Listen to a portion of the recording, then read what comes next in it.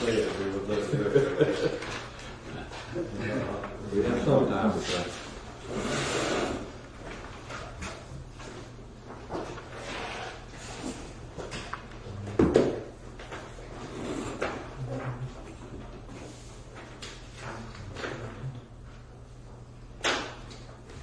Good morning. Let's call the meeting to order. Today is Tuesday. We're here at the maintenance building for our regular meeting. We're going to stand for a moment of silence, followed by the pledge of allegiance.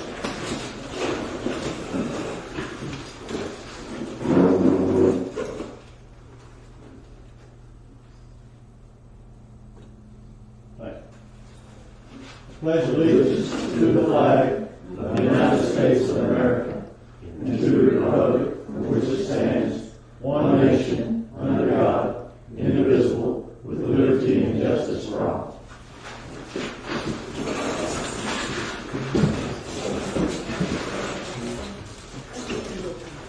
Stand and call the roll, please. Mayor Kathy? Here. Mr. Pollock? Here. Mr. Smith? Here. Ms. Call? Here. Mr. Key? Here. Okay. We have 3 sets of minutes under our consent agenda. Is there a motion to approve by consent? Make a motion to approve the consent agenda by consent. All right. Second. I have a motion and a second. I have one correction that is on the April 27th meeting minutes, page 2. At the bottom of that page, I think there's just in the first paragraph under the resolution of the City of Mexico Beach approving utility service outside the city, it's stated in here that I said that we should not give away service outside the city limits for 1 mil. That I don't know where that came from, and if I said that, I was in error. But I would like for that to be stricken from that, because that's not so. 1 mil is not appropriate for that. I don't remember you saying that either. But what I talked about was that we get 25% over and above the water and sewer supply. But anyway, if we could just scratch that. And then in the second paragraph where Mr. Pollock motioned, Mr. Key second, there's something about that. If you read that, it doesn't make sense. Something's not right there the way it's written. The title only said, then it says Mayor Kathy motioned and Mr. Smith second, not to read.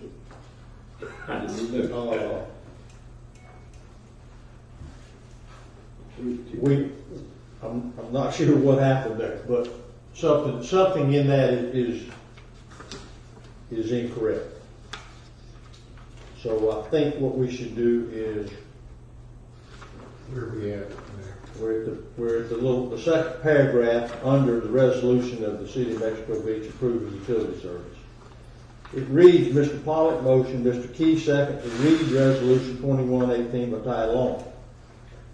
Then it says Mayor Kathy motion to Mr. Smith second not to read resolution 2118.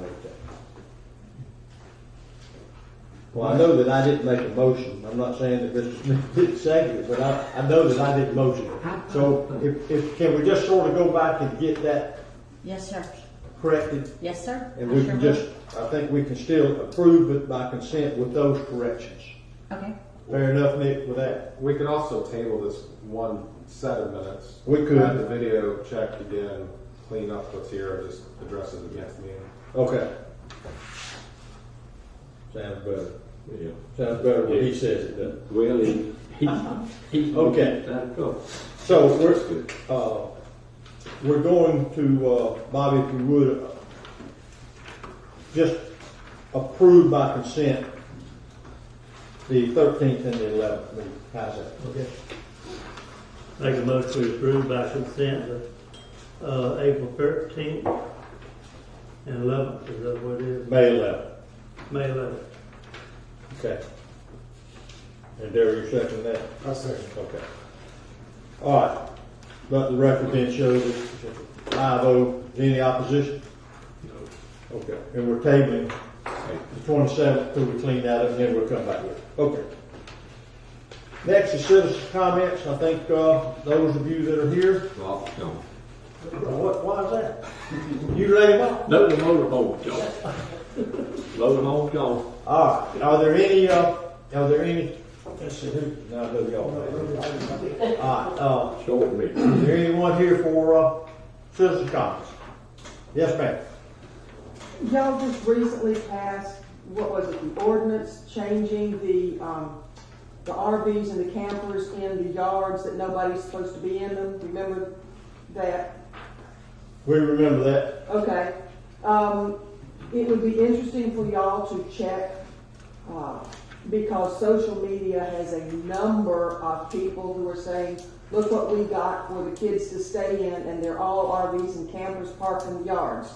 And so I'm just curious, how have you let the people know that they're not supposed to be doing that anymore?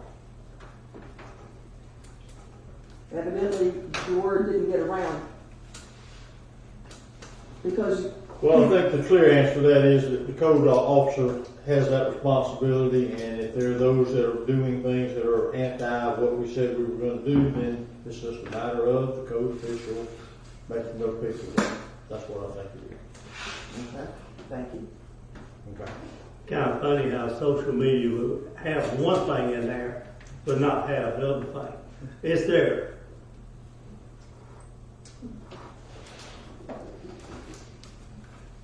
Okay. Other citizens' comments? Okay.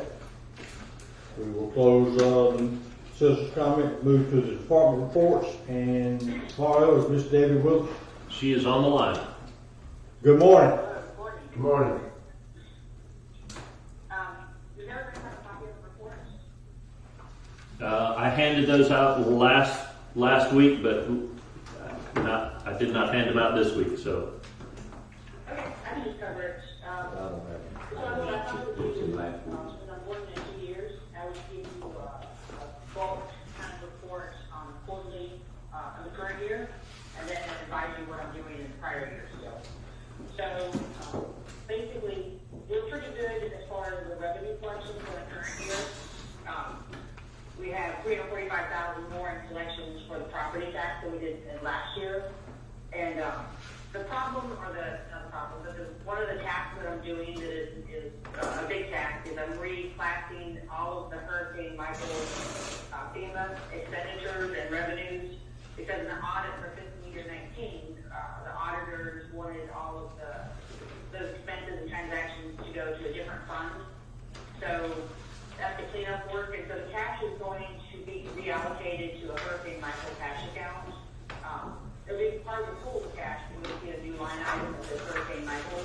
So you can see the FEMA funds separated from the actual pool cash amount. And that's ongoing, so it'll be for fiscal year 20 and 21, so that both years will have to be redone. As far as the expenditures and the revenues that are non-hurricane related, those seem to be pretty good on track, where expectations from the budget. And we're currently working on the fiscal year 22 budget document. So I've got some department heads, so I've created a budget document, and we have some internal meetings to go over those requests. Are there any questions anybody has about expenditures or revenues? Okay. As far as cash goes, I give you cash balances based on through March 31st, 2021. The total cash is $8.4 million. Again, those include Hurricane Michael FEMA funds that'll be reallocated, and hopefully in the wash, when we get everything washed out with the audit that's coming up for 2020, and then this current year, those deficits in the water and sewer funds will be reduced because of the allocation of FEMA funds.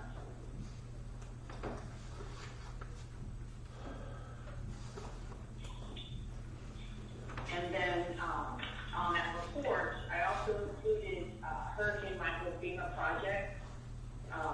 These are all of the projects that that have been created and tracked through the Springbrook software. So you can see kind of all the projects that are ongoing and the balances, if there's any amount owed or overspent.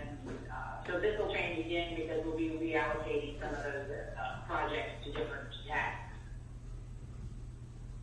And then as far as ongoing processes, what I've been doing is I've had been working on with Mario and the city staff about the audit findings and trying, we'll have a finding again, or at least we can kind of mitigate any future findings.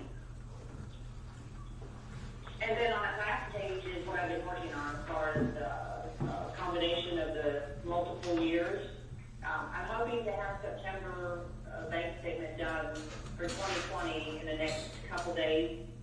And when that's completed, then a bigger project starts, getting the books ready for the 2020 auditors. They're scheduled to come the end of June.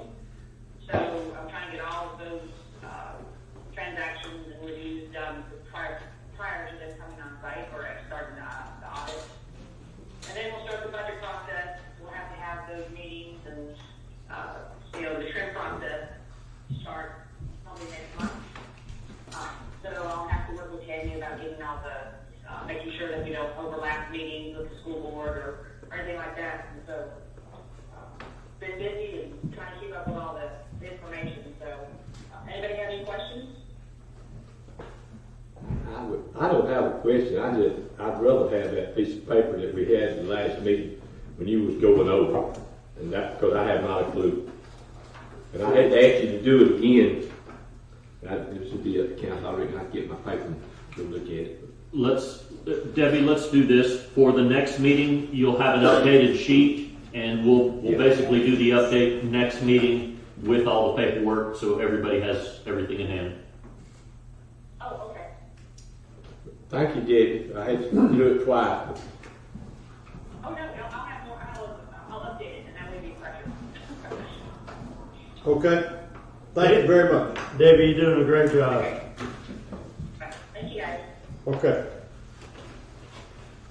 Sandy? Morning, everybody. I lied to you last 2 weeks ago. I said that the pole barn would be finished, but as everybody's suffering, contractors let us down. They're actually there today to finish off the base, so hopefully that will be done before we're here 2 weeks from now. And city will be able to park vehicles and fire will be able to park vehicles underneath and get them out of the sun for the rest of the summer. Continuing on with hydrant maintenance and ISO scenarios in the office.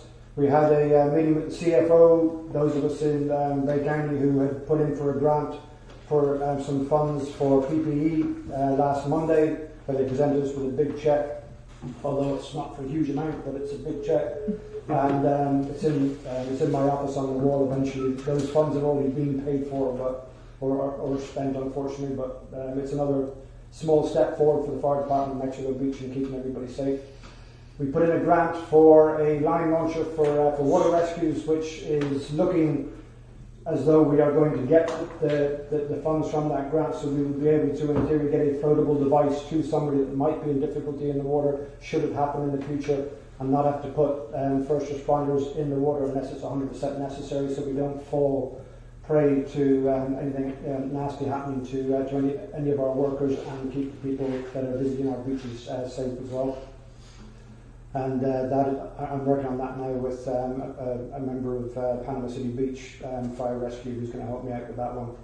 We're all but there, and that'll be an added tool to the fire department. So other than that, everything else is good. Morale is good. No issues as far as fire department apparatus or anything else is concerned. So if anyone has any questions. You never just say the sum of the big check. Pardon me? You never just say what the check was, the big check. Well, the massive check was basically $1,500 and change, which basically enabled us to buy some more hoods that we put on to protect us from carcinogens that are present in fires and so on and so forth. Because one of the biggest killers in fire departments these days has now been turned out as basically cancer later in life. And what the CFO and Florida have been trying to do is get money to fire departments to enable them to buy the right PPE to protect people going forward, so they're doing this huge expense later in life for people in firefighting. So we were lucky enough to, I put in for a small amount. It's a 25% match. So it was a good way of getting some more PPE for a relatively small amount of money. Questions for fire? Thank you, Shane. Appreciate it. Please. Well, sir, not a whole lot to report at this time this month. Everything's been running pretty smoothly. We've been making plans for the holiday weekend coming up and having extra officers on the beach, and also helping with the city administrator and some pre-planning for 4th of July activities and stuff like that. Okay. Question? All right, Kathy, Jean? Since the last meeting, we permitted 7 new residential homes, detached, attached, modulars, one mobile home. And our latest commercial building that's getting ready to come online is Harmon Realty. They had some minor grading issues to work out, and they should be getting their CO in the next day or so. Mobile home. In Angelo Estates. Or whatever it's called. All right. That sounds good. Very evident when you ride around. There's a lot going on. I never know if they're with or without permits, but there seems to be going on. All right. Kathy? Well, we've got a lot of stuff that's been going on. I've had quite a few people who've stopped me and just wanted to make a comment saying that they noticed a big increase that they were from with Mexico Beach when they came last year as compared to this year. They said the city has done almost like a 360 to them, and they're real excited. They said it looks like we're coming back. So we've had a few more demos, lots cleared, and we had another house go down, and had to help somebody tell him he has to remove his RV off of somebody's property yesterday.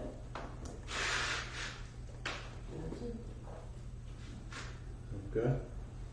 Just an echo of what was said earlier, there does appear to be a considerable number of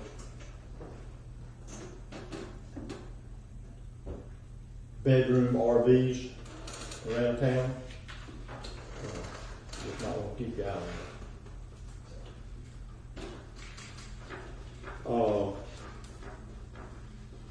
Questions for Cody? Tommy? Good morning, Council. Give you an update on our dredging. Due to the wind we've had the last couple of weeks, we haven't been able to get out and do any dredging. We did start back yesterday, cleaning up the mouth of the canal on the west side. And today they're going to start cutting a big path through the sandbar, getting ready for snapper season. So as I mentioned before, by getting that west side done, we got through all this wind without any problems. Also, give you updates, street signs are being made as we speak. Finally, lady sent me a email yesterday with some of the to look at, how they're going to look. And they're looking really good, so they are working on those. We should have all those signs back here and the stuff to put them up with within about 5 weeks now, probably 5-6 weeks, she said. Also, started putting up some more garbage cans at the end of the streets down here from Pier Road back to Canal Parkway, replacing the garbage cans that we had at the end of those streets for people coming off the beach to use. If you've been down to the boat ramp, you notice we started the line rock for the extended parking lot, getting that done, so we can have that for snapper season also. Report on sanitation. So far this month we hauled 138,810 pounds of trash. Let everyone know trash pickup for next week for the holidays. We will be off on Monday. That is Memorial Day, so the standard pickup will be Tuesday, Wednesday, and then Thursday and Friday. Now, we'll have a crew out here on Monday that will empty all the beach cans and the dumpsters, so we'll make sure that, we don't have trash back up on us on Monday. Other than that, cutting grass, taking care of the city, making it look good for Memorial Day. This is Memorial Day on Monday. Monday, yes, sir.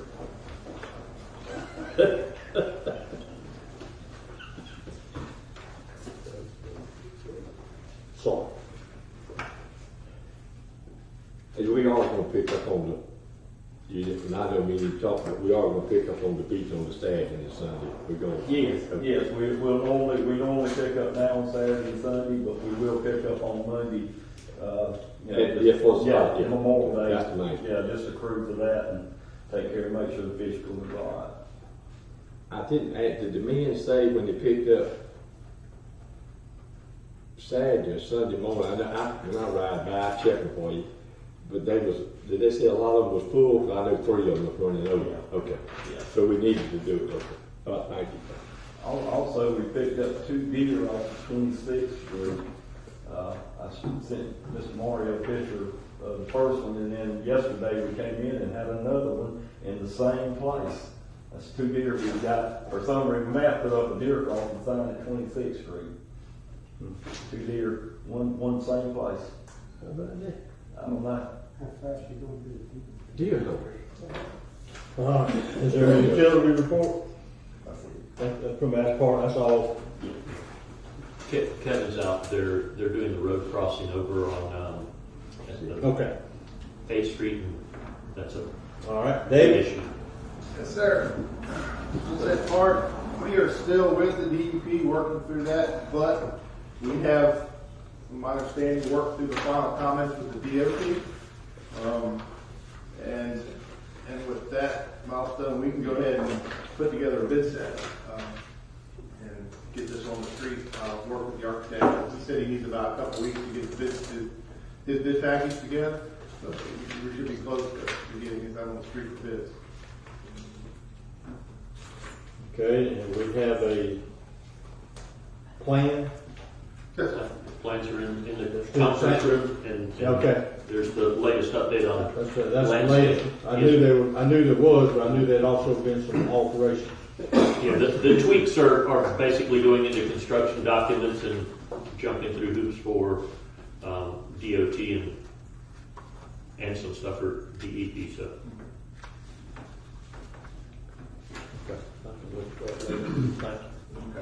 The 15th Street box culvert, we're ready to advertise that for bid. I sent the advertisement over to the city last week, so I haven't seen the dates come back, but that's ready to go for bid. And then the boat ramp expansion, I'm finalizing the construction documents now. I'll send it over to Mario so he can post it for you guys to review. And with that, we'll send them back into the DEP and the ACO and the Corps of Engineers for other final comments on the review.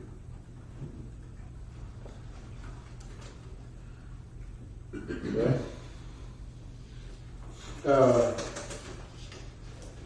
The cleaning station was in the original document. We demoed, but after we actually moved the location of the pavilion because of the boat ramp addition. Is that all in paperwork done, or what's? Because I talked to James Fong today, and he says it's still in the contract that they've got for them to demo. I said, no, please don't demo that, because that doesn't get demoed. It's going to be, the surveyor's going to lay stakes out for that June 7th. It's going to be moved with the current marina plans. And the boat ramp expansion won't affect it. We've moved it far enough away where when they go back and do the additional boat ramps, we won't have to impact it. So we're not going to have to demo the cleaning station. We're going to keep, part of that slab we're going to keep and use for parking.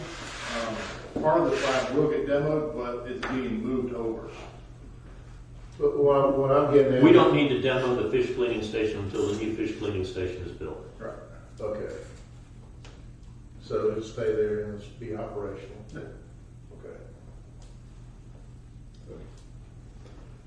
Last meeting, you mentioned that the landscaper would have, it was 90% complete, and I still don't see where he completed the far end. He's completed what the plan showed, he's completed up to what the plan showed. So there's a gap of new palm trees from that line to the county line. That was just how the plans were prepared. I spoke to him about possibly getting some additional palm trees in that area.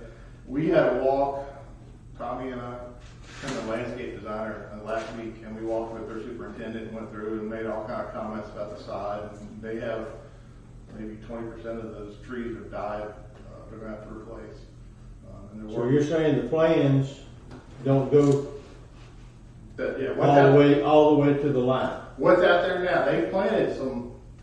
They planted some hardwoods. smaller trees Yeah. past that. Right. The palm trees won't go past what you see now. Unless we are. Unless we have them back.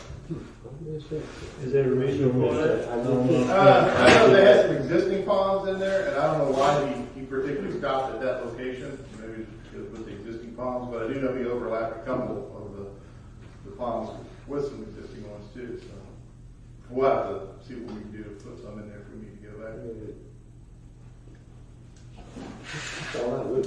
I thought it went all the way to 386. It stopped short. How short? It stops at the last walk. Maybe 300 yards? It's a long way. It's not just like two trees short. It's okay. So that's going to be on us if we choose to put them in there. Because there's 20% of the hardwoods that have already died and they've got to replace. They indicated they might have a problem getting replacements just because the nursery's stocking them. So we can talk to them about, instead of replacing the hardwoods, put some more palm trees out there. We can horse trade it, that's okay with that. I'd rather see the palm trees myself. Well, swapping out hardwoods, I mean, then we're gonna have some that looks one way and some that looks another way, you know? All right. Well, I'd like to see us horse trade something and come back with what we can do and council. I don't know how everybody feels, but I think I'd rather, is it consensus, we'd rather see the palm trees all the way than because see, some of the hardwoods are already planted past. Yeah. They are planted. Yeah, they're past it. Well, they're working on getting their irrigation line. They're trying to use the 2 inch that's out there, and until they get that irrigation going, they're probably gonna have some additional plants that need replacing. So, well, once all that gets worked out, we'll go back through and. Okay. All right. Anything else for Dewberry? So, back to the boat ramp. You said your construction documents were forthcoming. So does that mean that the Corps has approved? Yeah, one of the comments the Corps wanted was the final construction document. So I thought maybe you had some kind of magic wand.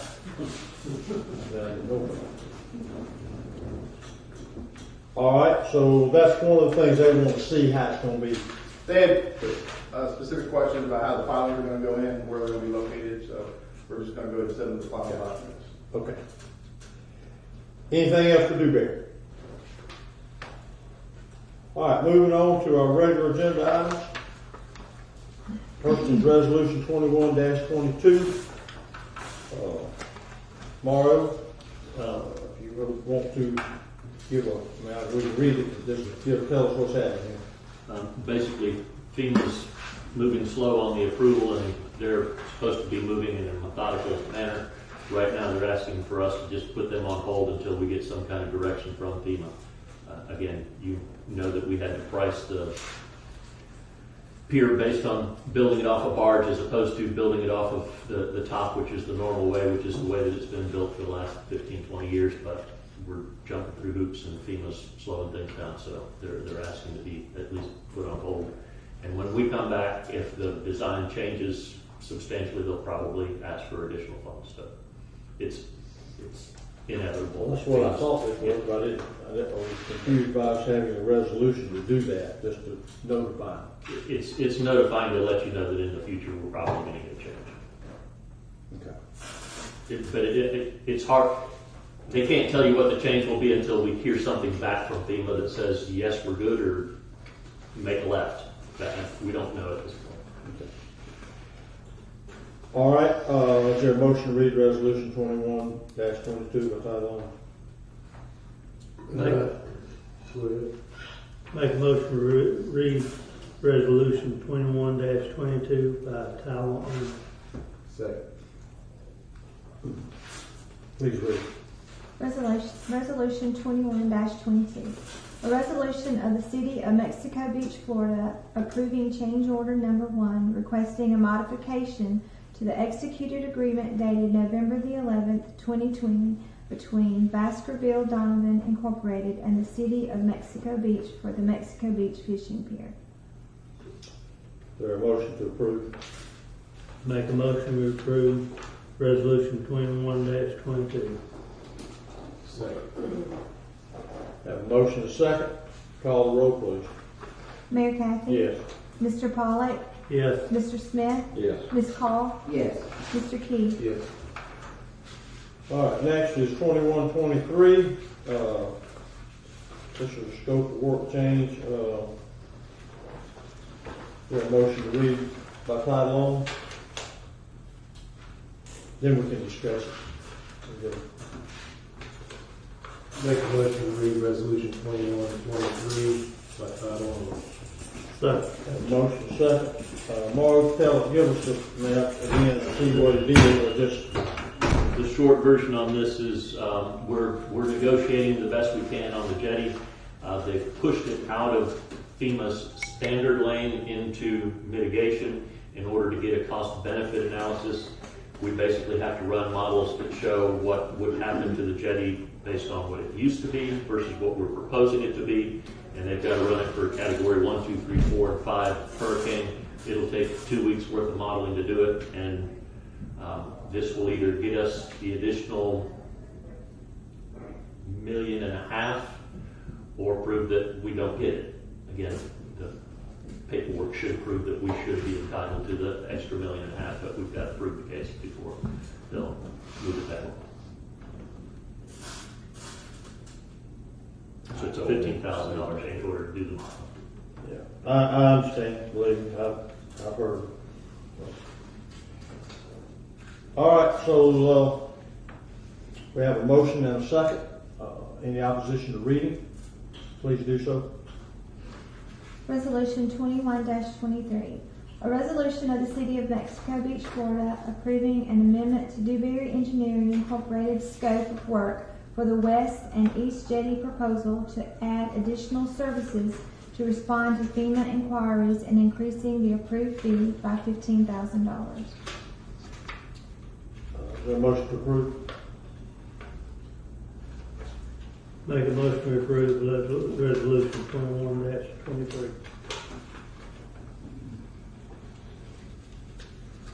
Second. Have a motion, second. Call the roll, please. Mayor Kathy? Yes. Mr. Pollak? Yes. Mr. Smith? Yes. Ms. Call? Yes. Mr. Key? Yes. Thank you. Next is a ordinance 763 up for first reading. This is deals with the boat ramp. Yeah, and you can see the language changes in here where we're doing exactly what we said we needed to do, was by being able to alter and change our fee schedule by resolution. So, is there a motion to read ordinance 763 by title only? Make a motion to read ordinance 763 by title Second. Okay. We have a motion and a second. Any opposition to reading? Again, this is first reading. We'll find out the rate when we do it. I'm not confused, but I know that. Can we put it in there now or us decide on Well, what it's not part of this ordinance. Okay, I see it. So, What we'll do is we'll adopt the resolution probably next meeting that has the rates in it. rates in it. We're going to discuss it, obviously, coming up under somebody, I guess, under the administrator. But as far as the 763, I'm sorry, yes. it just allows us down the road to make some changes more rapidly. Yeah, the big advantage is you can adopt a resolution next meeting with new rates, and if those rates aren't good, 3 months later, you can adopt another. Adopt another again, right. All right, we have a motion and a second to read. Please read.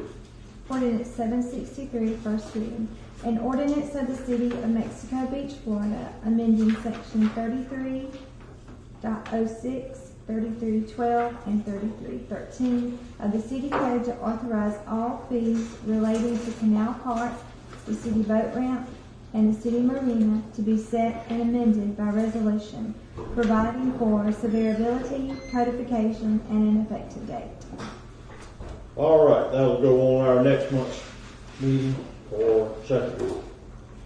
All right, and number 4 is me. I put that on there. 761 is an ordinance that we passed at our last meeting that deals with block combinations. We just simply simplified the process. What I didn't realize until after the meeting and looking back at my notes and things I had talked about or wanted to talk about, in that same meeting, there was a lot split request, and in that lot split request, it took a motion and a second and a vote, and it took all of less than 30 seconds to do it. And for that 30 seconds that it took us to do it, it took those people to make a lot split request, a minimum of 6 weeks of time, a posted sign, letters sent out, certified letters sent out, a P&Z meeting, and it was all to allow a property to return to its existing or pre-existing platted condition. So I want to bring up, well, by the way, it cost them $400 to do all that for us to look at it for 30 seconds. What I wanted to bring up was to see if we could put some language in that ordinance that allows for lot separations that have nothing to do with any non-conforming, as long as there's nothing non-conforming about the lot, which requires nothing than somebody, a city official, to ride by and look at to verify that. If we could not expedite that process where you're returning lots to their existed or pre-existing platted condition. It just makes no sense that we, or to me it doesn't, that we want to, if somebody's wanting to return a parcel to its existed platted condition, that we would make them go through all of that to do that, as long as there's no nonconformity. So from the way I read that, it appears to me that could be written to include those stipulations. Very simply done.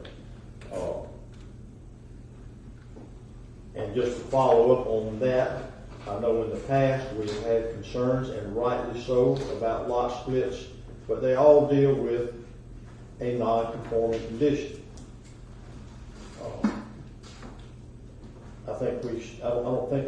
To me, those are exceptions, not the rule. And I think we all agree they shouldn't have been done.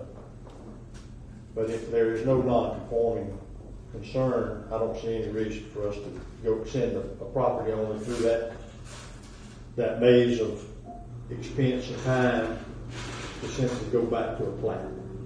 When you say non-conforming situation, it's probably the more likely example.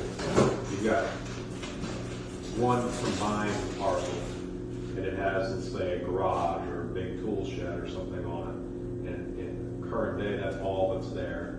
So you wouldn't allow them to do a lot split that would then end up with one lot. One lot that just has a non- garage. That's right. Right. Otherwise, it's just a totally vacant property. No problem. RM approves the lot split. That's the goal. Yeah, it makes it easy. Yeah. I thought of what it said, though. I read it. Well, the language in the way it's written, you could almost interpret that it is that way. But the way I read it, it's not perfectly clear to me that it is allowed as a lot separation without going through all of the, that I just mentioned. The actual ordinance we adopted recently, you could probably interpret it whichever way you want, but you also have to consider the lot split definition that's been in place for at least a few years. It complicates things and does suggest that even though these would be going back to the original plat, if you're getting new parcel ID numbers, you would still go through a lot split process. So it'd be best to add some language to carve out this situation, to say that it's not required to go through any hearings and special postings. It's just something that is an application of staff. So that's my suggestion about ordinance 761, is just more clarification of lot separation, where there's absolutely nothing but returning to the plat with no non-conformity issue. I'll see you in just a minute. Okay.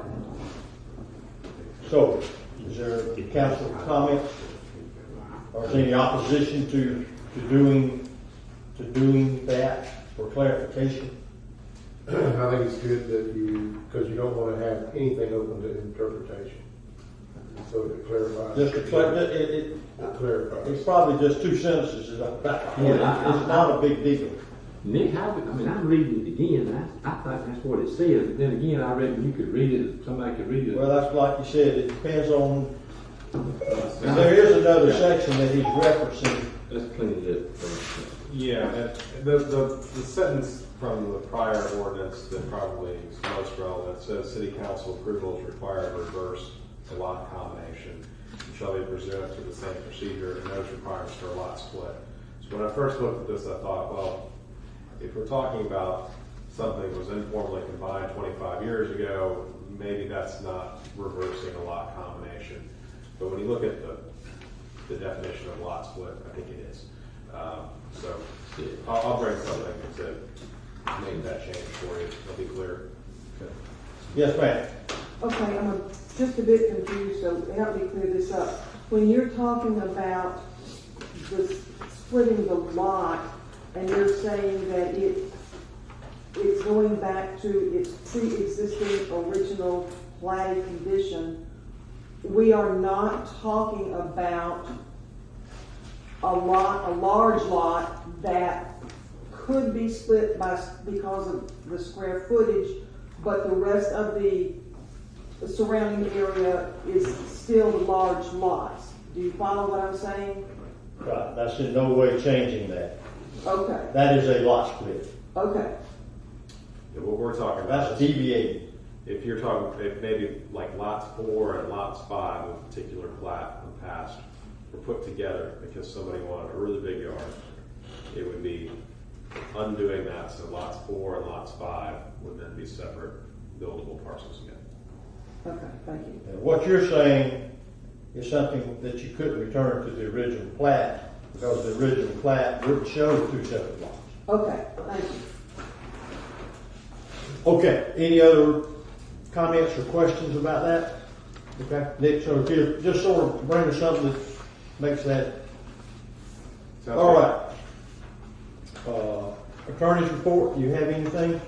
Only that we have negotiated a contract with Special Master. I haven't seen signatures yet, but it's done. So we can start looking at what our next hearing date should be, if any. That's completed now. Okay.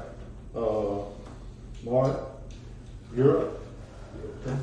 Mayor, what I did with the information that I gave you in the handout is I literally took the information that we discussed in our last meeting, where we had said to go to we discussed going to a $2 per foot charge for the daily rate, and then took the numbers that were given in the handout for the weekly rate, the monthly rate, and the annual rate.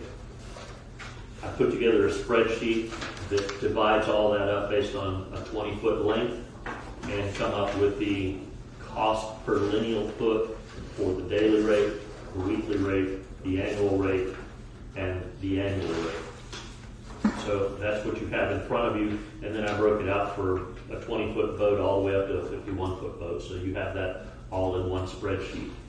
The other handout that I gave you is the cost that Bay Point charge, and then Scipio Creek in Apalachicola, what they charge.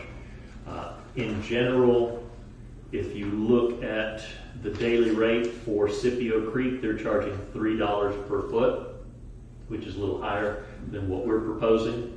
And if you look at Bay Point breakout, they're $1.50 a lineal foot. So they break out at different rates. And then if you look at their weekly rate and their monthly rate and how it corresponds with our numbers, again, our weekly rate is $11 a foot. Bay Point's weekly rate is $7.50. But then they have an increase for utilities, and we don't have a breakout for utilities or not utilities, because at our slips, utilities are there, and whether you charge for them or not, somebody's going to plug into them, somebody's going to use them. So if you add the $7.50 plus the $1.95, they're pretty close to the $11. If you look at their monthly rate at $15 plus $3.45, so that's $18. We're at $22 for the monthly rate. If you look at Scipio Creek, the only hold on a second, the weekly rate, they have $10 a foot where we have $11. But they have an extra charge for the water. So it looks like our weekly rate and our daily rate are running in line. When you go to the monthly rate, they're at $16 per foot. And there is an additional charge for power. So that, again, they're across the board different numbers, where the biggest difference is when you look at the annual rate. At Bay Point, they give a substantial discount for the annual rate. I'm looking at their 50-foot boat at $5,500 per year, and our annual rate for a 50-foot boat is $10,100. So it's literally half the dollar figure. But again, when I calculated the annual rate based on the $4,000 that I was given last time, that's $220 a lineal foot.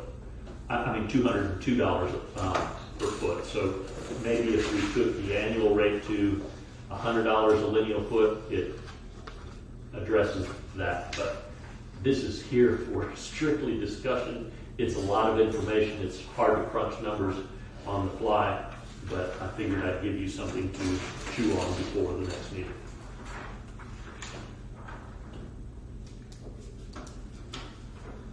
The numbers we had from the last meeting on your spreadsheet are the top left-hand side, right? That is correct, top left-hand corner. What we agreed. That's what I thought we said we were going to do. Okay. But that's only for a 20-foot boat, unless you want to go per foot, and that's... Well, that was just for any boat. Sir.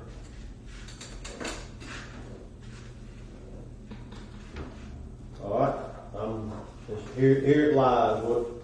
Right, here it is. Here it is. Let's somebody, let's talk about it, whatever we got to. I think we need to do something. The rate, you heard from Mitch and you heard from a lot of people out there. If you look at these other two and look at ours, we are in line, so. At what? What are these numbers are you saying is in line? If you look at, the top left right here, from what Mario just went over, about the per foot, plus a bunch of you charge for electricity rate. And ours is not in there, ours is just a straight rate. But if you look at it like, they $3 per foot at Scipio, and we're $2. And the Bay Point, Right, but are you saying, I'm just trying to follow so I can follow along. Our 40, 225, 450 and annual report, does it matter if it's a 20-foot boat or a 40-foot boat? Yeah. What we're proposing, it doesn't matter the length of the boat.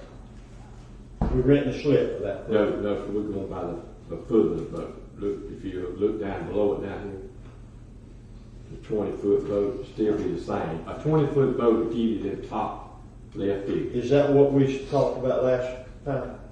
that last meeting. Yeah, well, I wanted to just not worry about the foot, but the footage was a. Well, it's a big deal to some people here, but I don't know that it's that big a deal to this case. So if we're going by foot, but it's gonna be more money. I mean, we'll have to charge more money than just buy the boat. Okay. And that's how I just wondered. Does anybody know what it is from dock to dock width-wise in our town?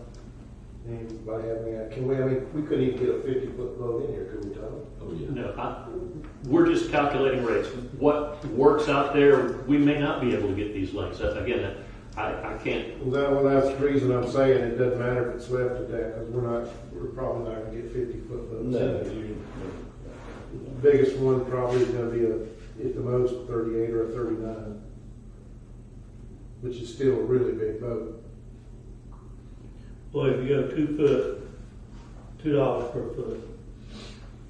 A 30-foot boat is gonna utilize more electricity, water, whatever, than a 20-foot boat.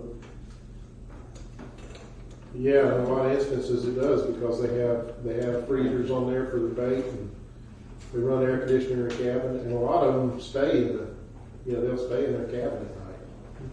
I kinda like $2 per foot. And just let it go for whatever footage they got. Right. I don't particularly have a problem with that either, because, those big boats, you're very seldom ever gonna get a big boat unless he's a guide or a charter boat. And those are cheap rates compared, the boat slips over here in the canal, some of those sold for $120,000 a piece. And then you gotta pay tax on them and stuff, so, I don't think any of it's out of line. What do you think the average boat would be? Yeah. If I had to pick, 25, 26, average. 26 probably. 26. Yeah, 26. 25 maybe. $52 a day, $286 a week, $572 a month, and $5,252 a year. Average. And that's including everything, water, electricity, and all. Right. Where in most of these, the other one showed you had additional costs. Okay, and so we're passing a resolution to pass a resolution that we can do it with a resolution, right? To change this. These rates won't happen until next meeting. Okay. What we're looking for is if there's some direction from this meeting. But with input, that we're gonna get input with what we're doing with the other resolution, we can change it again if we needed to. We could revisit it without a whole lot of major issues. Yeah, we passed that. There's no. Well, Mitch Coleman came by me yesterday and said that he talked to some people about going up on the rates, and he said nobody thought that was out of line that he talked to. And I don't think it's out of line, and I was a charter captain. So. Was a significant annual increase. Yes, it is. Significant annual increase. Well, the only ones it's going to affect is going to be Chip and possibly Kevin Lanier. Well, that's now, but I think it will affect. I think it will affect us marketing. Annual slips would be good to get. I think there's going to be more of a demand for those to leave than the two that we have now. So who do they check with to get our prices? Do they check with Harbor Master, or does he have, or he goes kind of by the seat of his britches, kind of imagine? The ordinance outlines where you measure to and from. That's not what I'm saying. I'm saying as far as, is he going to be the kind of fellow that's going to say, hey, I'm getting a lot of boats turning us down on the annual rate because, it's too high. That's what I'm saying. Well, let's don't make it so high. For me, I'm okay with $2 with not like that annual rate. Based on, in some cases, if you just look at the percentage of what people have been paying now, it's almost more acceptable for me for it to be the daily, weekly, and monthly. But when you get to the annual, I think there needs to be a less gap in what we were charging versus what this year. And we was charging 3. Yeah. But if you put in the foot rate, like, and if you go by your average boat, that just, it's not double, but it'd be $5,252 against $3,000. I'm like the mayor, I like everything else except the annual. I believe if we would, this is my opinion, and going with the talking to all these boat people, if we come down, and how much we come down, I'm gonna leave that to council, but come down some, then we would get more annuals. But the way I look at it is if it's $450 a month, we're charging 10 months for a year. So I'd say, just figure, if we come down 7, that'd be, we need to at least come down back to $3,000. And then have it as an annual and just forget about footage. But then you got to worry about somebody's got a big boat with 2 air conditioners and a freezer. He's gonna kill us on. What if you just went and gave them a 10-month rate if they rent it by the, what's a good way to just across the board, if you get a 12-month rental rate for a 10-month fee? Just instead of the $202, reduce that to $120. Yeah, or just reduce that. That's an easier way to do it. Okay. Yeah, on the annual instead of that 202, just take that to somebody do a quick math on 26-foot boat at 120 Mario, okay. or whatever that. Well, again, if you could, at 120? Well, we've got to pick a number that makes Average. We got to go with this average. I think you said some of these were Okay. about 3600. 202 times 26 is what we have right now. So at 120 times 26 is $3,120. That's what it was. We need to do a little higher than that. Let's try 150. 150 times 26, that's $3,900. 4,000. Not for that. Not for 150. 150. Just because I think that will give us better. You have more people do it as a annual and leave the boats there, and that way we'll get it every month. Instead of, well, that's too high, I'm gonna pull my boat out. But Okay, so we keep the daily, weekly, monthly the way we have them and reduce the annual to 150. Well, I'm gonna look at a 26 footer. That's 225 now. We're at 286. We're at 450. Went up $130. If you I'm just using 36 or 26 as a. I mean and it certainly seems from the paperwork you've given us that puts us, especially being our water and electric is part of the plan.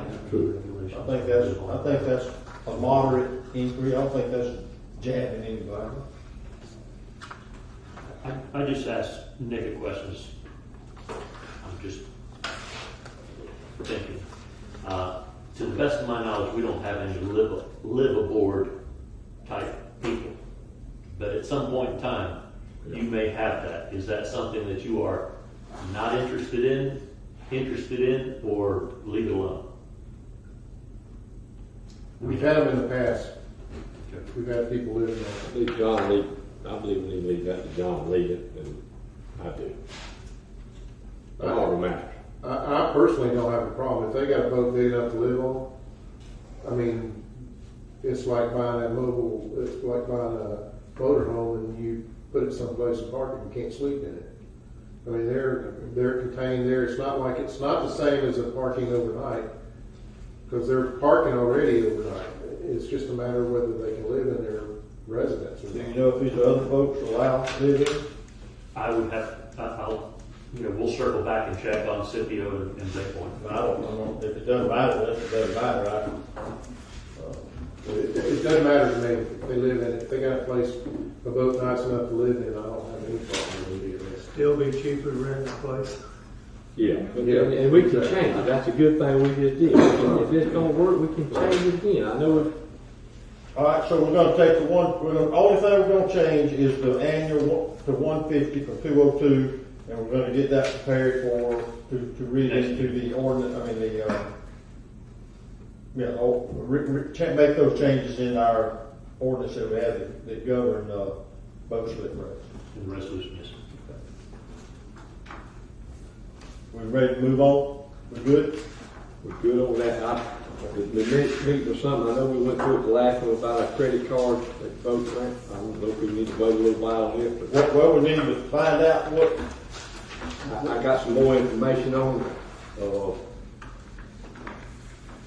What you got? Well, I'm like Mario. I didn't quite get my stuff together this morning, so. Okay. But I will have it at the next meeting if y'all, and I went to, Gulf Shores, and I want to emphasize our pier. That pier they got, oof, it was unbelievable. I mean, I know we really need our pier. Plus all the parking that goes to the beach or go to the pier was all with a machine.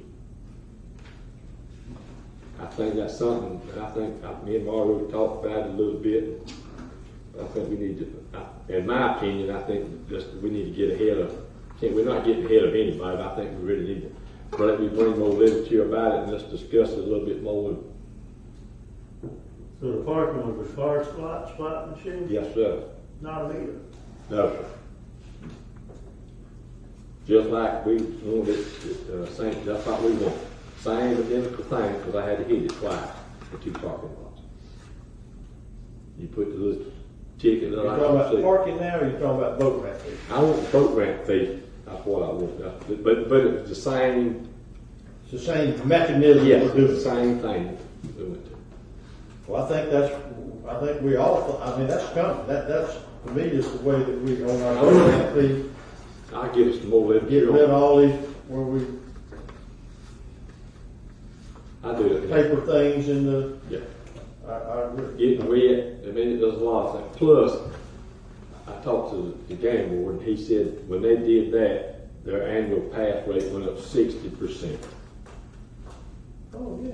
Because he said, yeah, they could just hit that thing and they got them a pass. And they wouldn't, you know what I mean? They said, Credit card's cheaper than cash. Cash is cash. It's out of your pocket. so I'll bring it forth next time. Gone. So I'll do that for us. Okay. All right, go ahead, Maura. That's all you had? Dang, that's not like you. No, what's wrong with you? All right, council comments? Anyone? We got an issue. Go ahead. You want to do yours first? No, go ahead. We got an issue at the boat ramp about having James Taunton start in the middle of, or after the first weekend of snapper season. He's got pylons. Start what? The putting the pylons in for the new pavilion and the new, all that stuff. And I can tell you, anybody that goes down there should know that almost all of snapper season, especially once we get, if we're not regulating where they're parking, when Jerry and some of the others helped, I helped a little, not much, parking them in a specific spot, they were condensed nicely and there was order to it. But if there's not any of that being done, the amount of boats, even if they were cut in half, couldn't park all through there, because they just park everywhere. And they don't care where they park, they're in a hurry to get in the boat or go fishing. And so James told me that he would be willing to wait if we deemed it necessary. And I asked him, I said, James, I said, how are you going to work carrying stuff around with boats parked everywhere, all in front of where you're working and everything? So I just think that we're really screwing up. He had 2 concerns. The first concern was that he needs to keep getting POs from the city so that he can buy his material at the rates that he's contracted to do it at. And he had a storage issue. He said, I can handle the storage issue if I have to store like lumber or something and we're not starting. If I have to buy it to keep it from going up. But those are the two things. But I can tell you, it is going to be a nightmare to have them over there. And not only nightmare, it really adds a tremendous amount of liability to us to be parking all over that stuff while they're working with heavy equipment and stuff. So I think that we need to wait until after snapper season before we start that project. I know we're trying to get ahead of the Kingfish tournament. Kingfish tournament's at the end of August.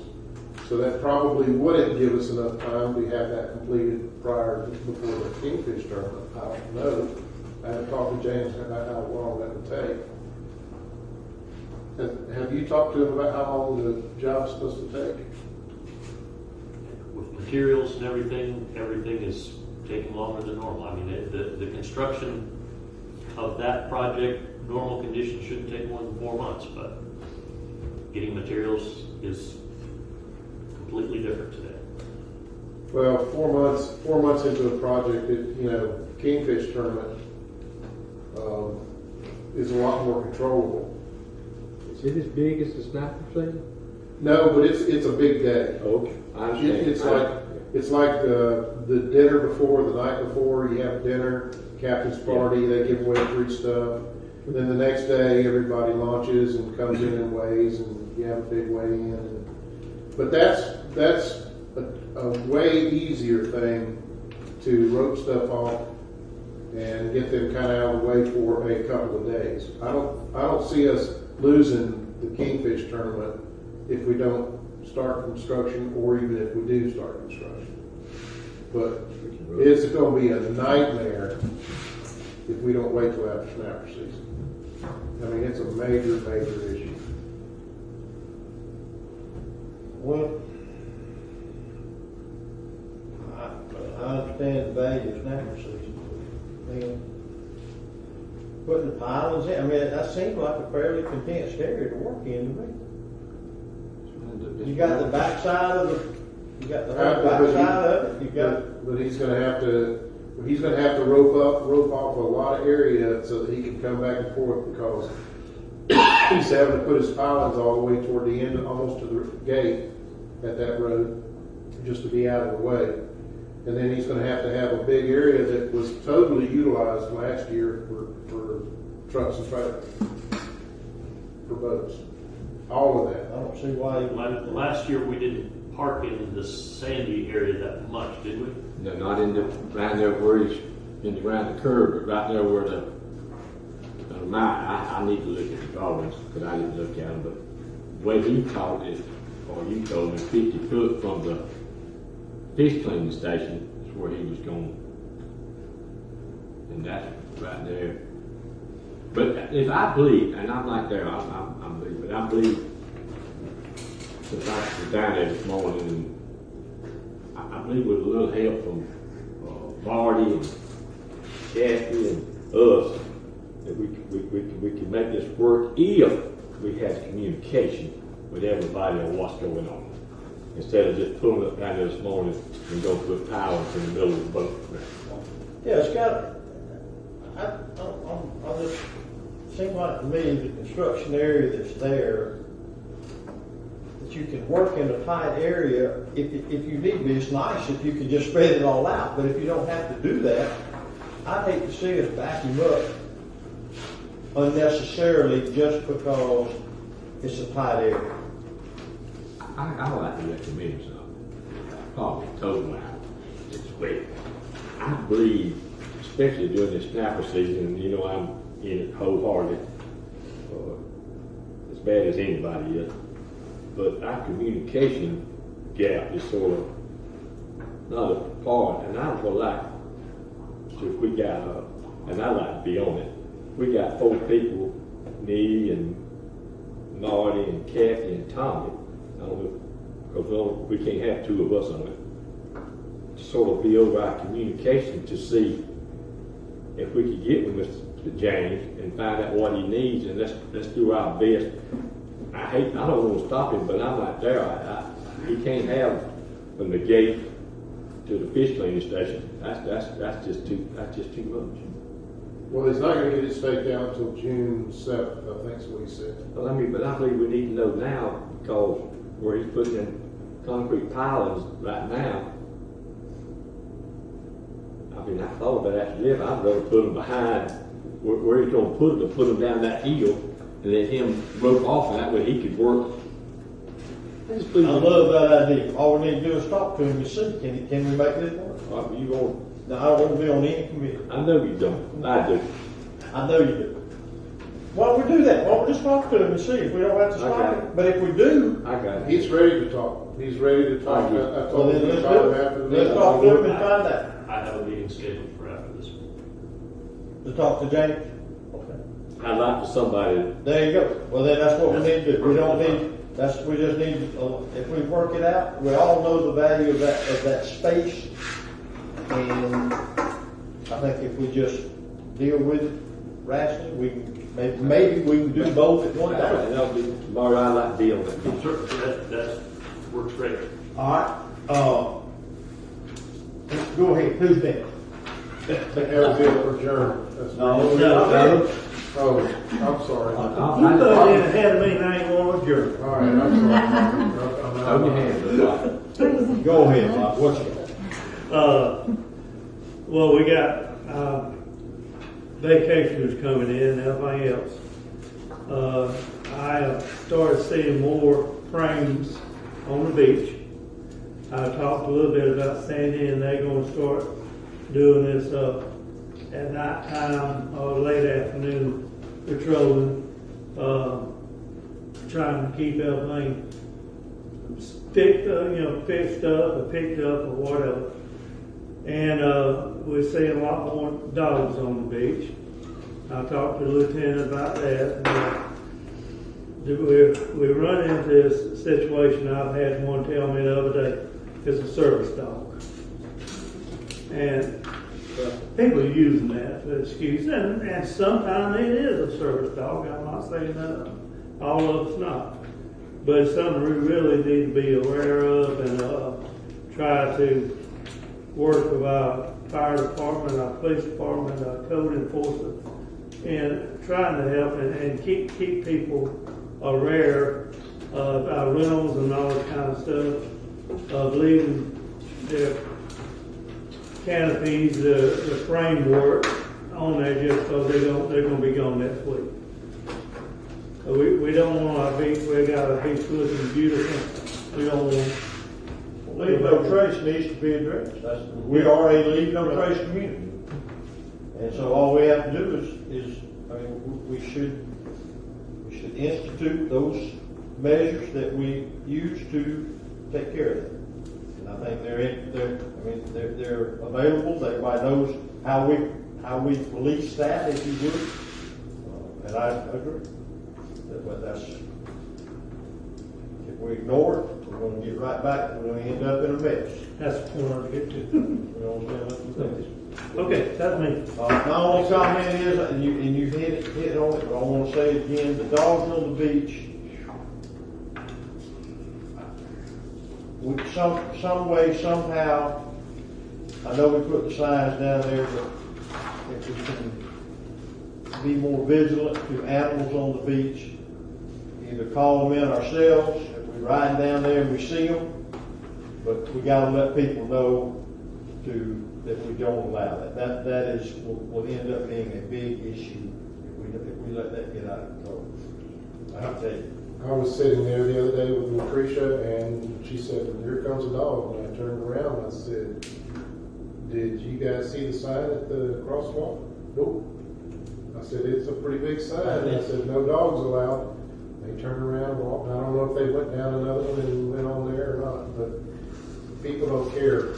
Yeah, signs are different. I know we have them. It's all. Which brings me to, we don't have anybody that does Facebook for the city, do we? Yeah, I think that's how we communicate. There she is right there. We're doing it right now. Okay, so is that something that we can, I I did Facebook years ago, and I don't do Facebook, but you have to keep putting stuff on before they see it, or is that something we can put in our heading that they see every time they go on our Facebook page? You can embed it permanently, but they won't see it Every time. unless they're clicking through to the information section. On Facebook. I mean, So, We could just do a post like every week of the same thing, just That's better. saying we are Leave No Trace community, where no dogs are allowed on our beaches. yeah, I mean, I think that should be on there because everybody uses Facebook except for us old parts. Did you? A couple of things that you might consider is for your rental agencies, have it as a part of your, couple things you might can consider as a part of your rental agencies, make sure they're communicating that at the time that places They are have being those rented. placards. They have the placards, and the second thing was make sure it's included in the placard where it says no trays, with no trays. Make sure that statement's also listed there. And then, like you said, it's a repetitive kind of thing, but even on your Facebook, our government Facebook page for the city, we can emphasize that a little bit bolder or someplace so that when you go to that site or to the Welcome Center site, it is listed, there. But the more times and more avenues of communication, the more likely, at least the information's out there and they may see it. We don't fine them for taking it all down there or leaving stuff unless we can catch them, do Leave No Trace is definitely a fine schedule. I don't know, but the animal on the beach, I think we just expect respectfully not to do it. I don't know that, but there probably is a fine. Isn't there? I'd have to look. $25. Okay. we? Traveling dog on the beach? Then you I need know a to lot of raise people would that rather fine. pay $25. $25 fine for a dog on the beach is nothing. Take a page out of Panama City Beach, $500 if you go in for a double red flag, they're really having some results. We need to up that fine because people don't care. You just up the cost for a boat slip. So if you want to keep dogs off the beach, up the fine. Have you ever issued a fine? Is it, or do we know? It would be the sheriff's department that would. That's right, sheriff's department. That's not. And they got certain questions they can ask. Two, all they can ask you. And that service dog. Then they're supposed to carry the paperwork with them for a service dog. Well, let's do this. We know there's an issue if we want to change the fine, if we think that's something, I think the path we're on is not a good one for animals on the beach. If those are our avenues right next, bigger signs or fines. I mean, that's basically the avenue, so. Now, was that an ordinance, was that a resolution or what? I believe we have our code enforcement fines by resolution, which is that where that would be located, and then our building fees by ordinance. We have some of each.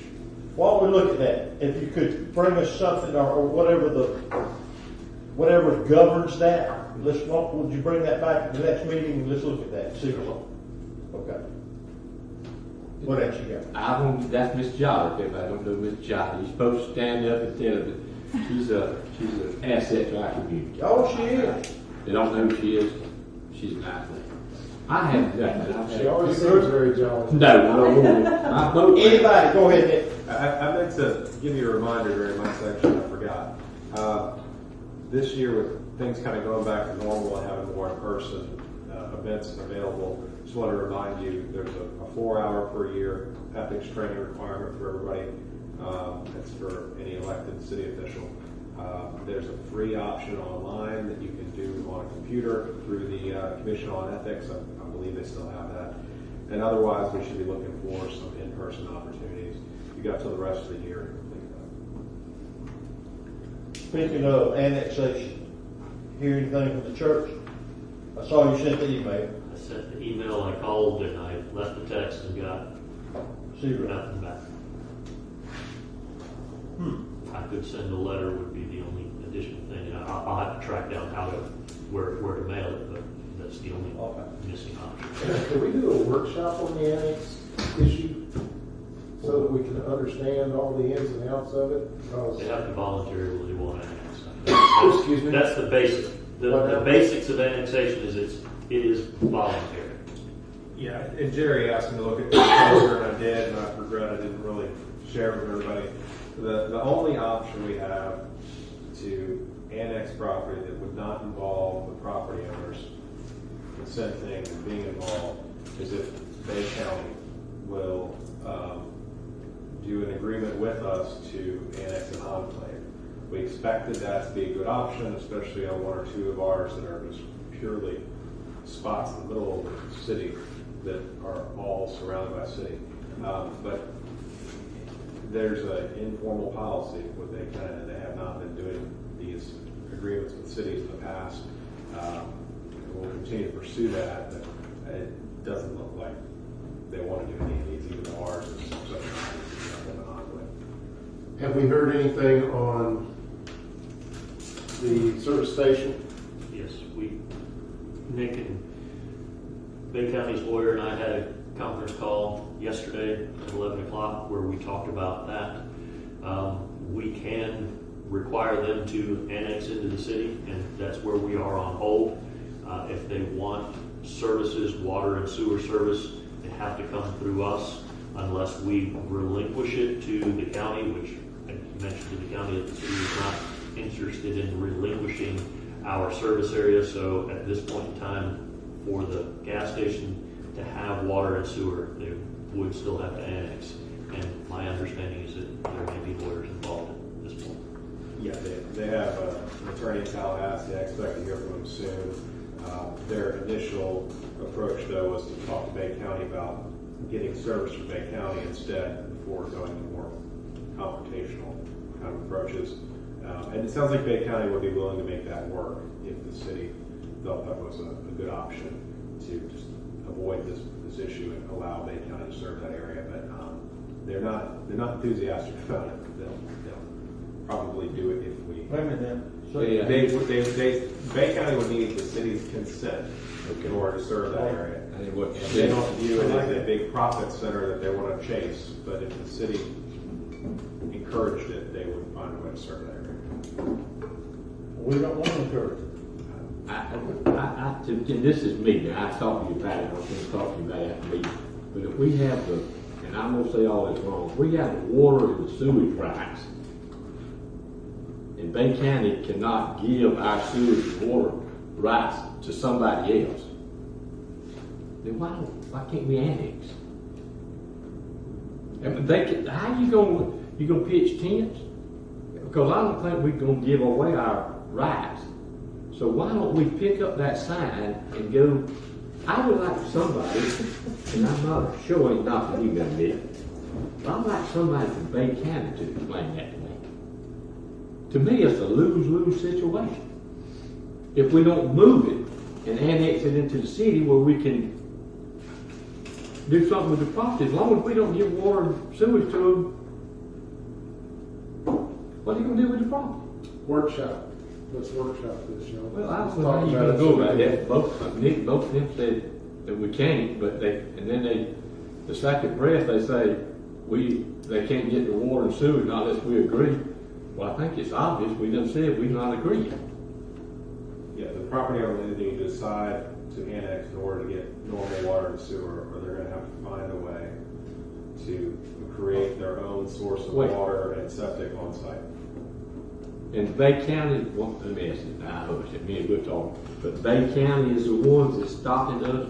When I say stopping us, they let us annex Bay County. No, that was only for the enclave, the church parcel that's surrounded by city property. How about this way? Bay County wouldn't mind at all if the city annexed additional property to the west, but the property owners have to be willing to be annexed. Okay. Now you answered my question. I'll put it on the workshop. I'll put it on the agenda. Is there no opportunity for involuntary annexation? there's Other really, places really. have- Sorry. No, this is, I mean, that's fine. I want to know more about it, so I'm gonna put it. Nick, you got anything? No, that was everything. Well, before we, if there's thoughts of workshop, I'd rather workshop it right now. I mean, there's really not that much to But I agree with you. there's not that much to, Why can't we do, why don't we pick up our Mexico Beach city limit sign and move it to 10? We can move it on. But that won't change the city limit. Well, we had it there, and we had to move it back. yeah, we can't just do that.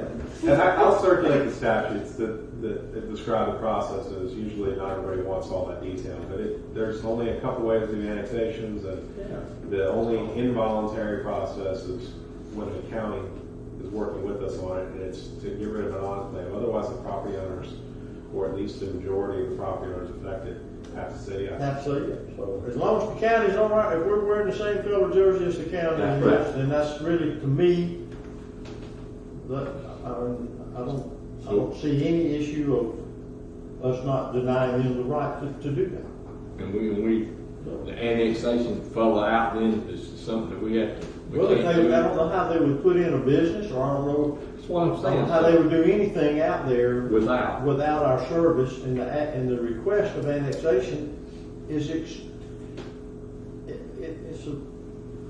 just doesn't make sense for us that are living here That's what to give our service away. That's why I'm saying, I don't,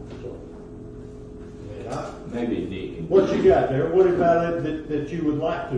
I mean, Well, I mean, I just, if you, let's say we annexed everything that's not annexed out there between here and Temple, what all we can't. what all does that, I mean, if everyone agreed, Oh, that'd be awesome. then what kind of responsibilities do we have as a city other than just supplying them with water and sewer? None? We always supply. But they have to want to do it. They have to want to do it. That's the. And their wanting to do it is gonna be, they want water and sewer, so they're gonna have to want to be in the city to get water and sewer. Well, putting in a septic tank and They drilling a can't, well they can't do either one. is not an That's issue. what I'm saying, I don't understand why we can't. If water and sewer is available from the health department. Now, if there's a viable sewer, they won't issue a septic tank. They can't. And they have to have water pressure for a fire sprinkler system, so they can't do that with the well. So they have to have city water and sewer in order to open the business. I say we just sit tight, see what happens. Well, yeah, I think so, and it's not like we're trying to be mean. It's just that we're trying to be fair to our citizens. Exactly. Why give that stuff away to them and we're not giving it to these? That was what your That was my mishap whole. about what was said in there about the 8 meals, because you said 8 meals, you didn't say 1 meal. Oh yeah, that's right. The 8 meals is what we're all paying. Right. Now we know. Now we know. See, there's somebody come Well, I up. think you an hour and 15 minutes. Because I didn't think it was all that important because you were getting it corrected. And everything Doing a good job, This Earl. is not for anyone to decide today, but one thing to think about with these handful of parcels on the west side of the city, you may want to consider making it available to those parcels that the waive any fees, you'll get the applications done the easy way. Because you got to remember, this isn't just an annexation.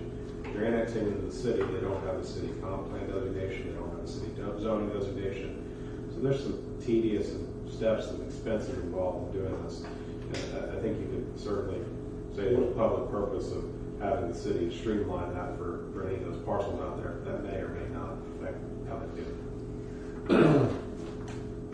See, that's what I was saying about a workshop. You got to know those kinds of things. And depending on that, what kind of fees would they be probably? I don't know, but then you've got a fee for annexation, you've got a fee for comp plan change, you've got a fee for rezoning. That'd be on him, though. Them. Well, traditionally it is. Yeah. I mean, St. Joe went through all of that And they keep. Yep. with no, I mean, they didn't, That's what questions me about. they're They 500 did. acres. They annexed in and they followed the same rules that we're asking Right, we're not asking. Well, I mean, they do. I wasn't suggesting you should do it, but when you're trying to get somebody to annex, as opposed to somebody who wants to annex, a carrot could be helpful. Good luck. Okay. Motion for adjournment. Thank you, everybody, for coming. Oh, no, need to talk to you.